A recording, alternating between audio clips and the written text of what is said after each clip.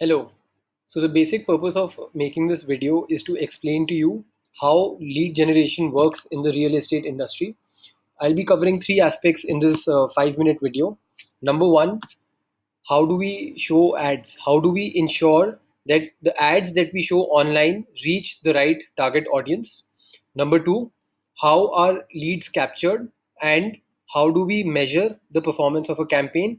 Number three, how do we calculate the ROI of any lead generation campaign for a real estate firm? So number one, we use various online platforms, primarily Facebook, Google, and LinkedIn for showing ads to prospective customers. So right now, I'm sharing an example of one of our clients for whom we are running campaigns in the commercial space segment of Noida. So whenever somebody searches for commercial spaces in Noida on Google, the first few results are generally ads. So if you see this is an ad, this is an ad, this is an ad, this is the client that we have worked with, right? So there's a very high possibility that since these are the top three links and this link keeps rotating between the top three positions, sometimes it shows on the first position, sometimes second, sometimes third, very high possibility that this person will click on this ad and land up on their landing page. Now, each time the person lands on their landing page and fills up this inquiry form or calls them up from the number over here, we track this at the back end. So this is the back. This is what the backend looks like. So you can see that these are campaigns of Spectrum Metro. So we track these inquiry form fill-ups at the backend. We can exactly track where this click came from, what time of the day this click came, which keywords the clicks are coming from, so that we can ensure optimum optimization of the campaigns, proper optimization of the campaigns, and we can actually measure the cost per inquiry which is coming in, right? So this is how we are able to generate inquiries and generate audiences which are looking for your product. Instead of you looking for people, we help you get the inquiries of people who are interested in buying from you. We also show ads on third party platforms where people from your target segment might be active.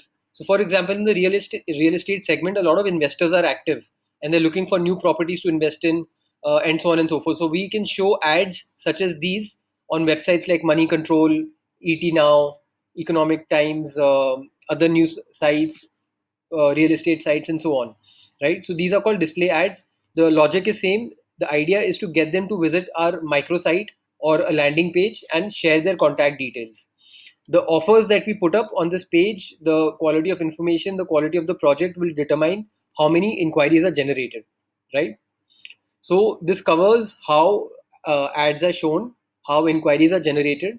Now, how is the ROI calculated, and what kind of ROIs are we talking about? So generally, so this is a small sheet that we've designed for doing this. So one of the things that separates us from other agencies is that we have a very ROI focused approach. Now, in the real estate business, general spends are starts somewhere around 5 lakh to 10 lakh rupees a month, which is the advertising spend. So I've taken, for the sake of simplicity, I've taken 5 lakh as the spend on various online platforms. And the general, ballpark inquiry cost per lead falls somewhere between 1,000 to 2,000 rupees per inquiry. So I'm taking an assumption of 1,500 per inquiry, the cost per lead. Based on this calculation, the number of inquiries each month, we can assume that for a budget of 5 lakh, or 273 inquiries will be generated. With a basic good sales team, we can assume a 1% conversion rate, right? It's the bare minimum, right? It's the bare minimum. I know of a lot of companies where the conversion rates are higher, but let's assume a 1% conversion rate. So out of 273 inquiries, the job is to convert just 1% of clients and get 2 to 3 deals to close in the month or time frame where we are using this ad spend. Now we can assume that average order value for any new customer would be somewhere around 5 lakh, right? So based on this, we can actually end up calculating how many new sales can be generated, how many repeat orders could be generated, how many referral orders could be generated, and eventually what the ROI could look like. So basically, we can assume that on a spend of 6 lakh rupees, about 18 lakh rupees in revenue could be generated in a 1 month or a 2 month time